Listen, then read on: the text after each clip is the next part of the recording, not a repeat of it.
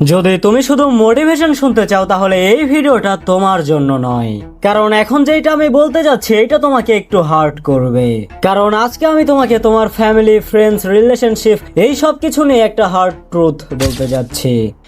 তুমি ভাবো যে তোমার 13 থেকে 19 বছর পর্যন্ত এটা তোমার নিজের মতো করে বাঁচার সময়, কিন্তু তুমি জানো সত্যিটা কি?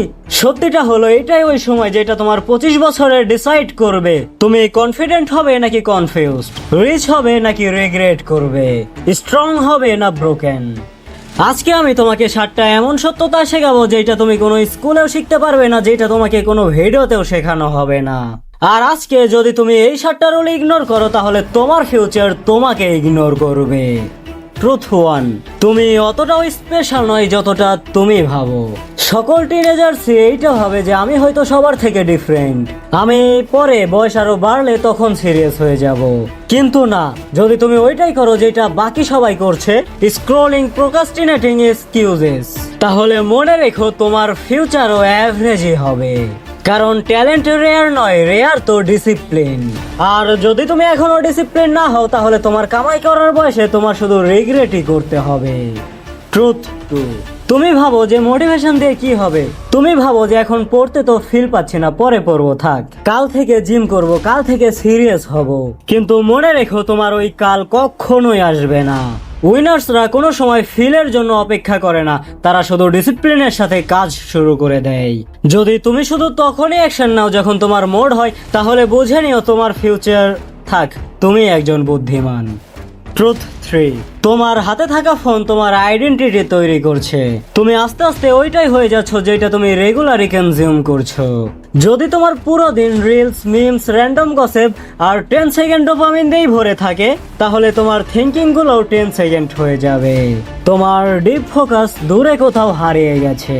আর মনে রেখো যখন তুমি কোনো কাজ করবে, ডিপ ফোকাস না হলে তুমি কোনো কাজই করতে পারবে না। ফোন কোনো প্রবলেম নয়, প্রবলেম তো এটা যে তোমার ফোনের উপরে তোমার কোনো কন্ট্রোল নেই।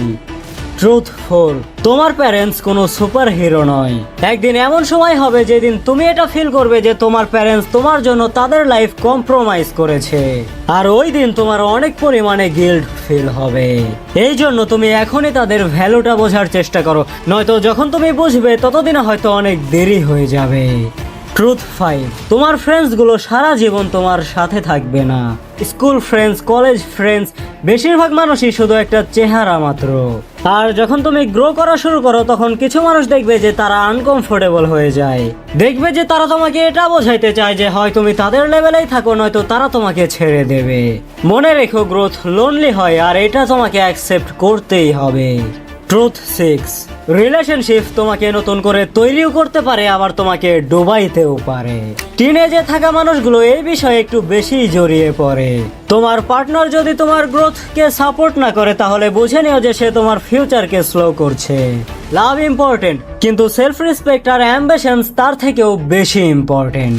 এই জন্য কখনো কারো জন্যই নিজের পোটেনশিয়ালকে কম্প্রোমাইজ করতে যেও না। ট্রুথ 7, টাইম সব থেকে বড় কারেন্সি, আর তুমি ওইটাকেই ওয়েস্ট করছো।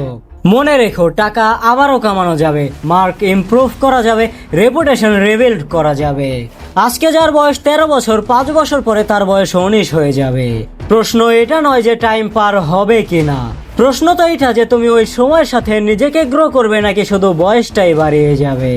ইমাজিন করো তোমার 5 বছর আগের ভার্সন, সে হয়তো কনফিডেন্ট হবে, ফিট হবে, ফাইন্যান্সিয়ালি স্ট্রং হবে, নয়তো বা সেম রুম, সেম এক্সকিউজেস, শুধু একটু বেশি পরিমাণে রিগ্রেটস। এটা ডিপেন্ড করে তোমার আজকের ডিসিশনের উপরে। যদি তুমি সিরিয়াস হও নিজের লাইফকে নিয়ে তাহলে এই ভিডিও শুধু দেখোই না, এটাকে তোমার জীবনের উপরে ইমপ্লিমেন্ট করো। কমেন্ট করো কোন রোল তোমার সব থেকে বেশি হার্ট মনে হয়েছে। আর হ্যাঁ, মনে রেখো তুমি ইয়াং কিন্তু ইমমর্টাল নয়।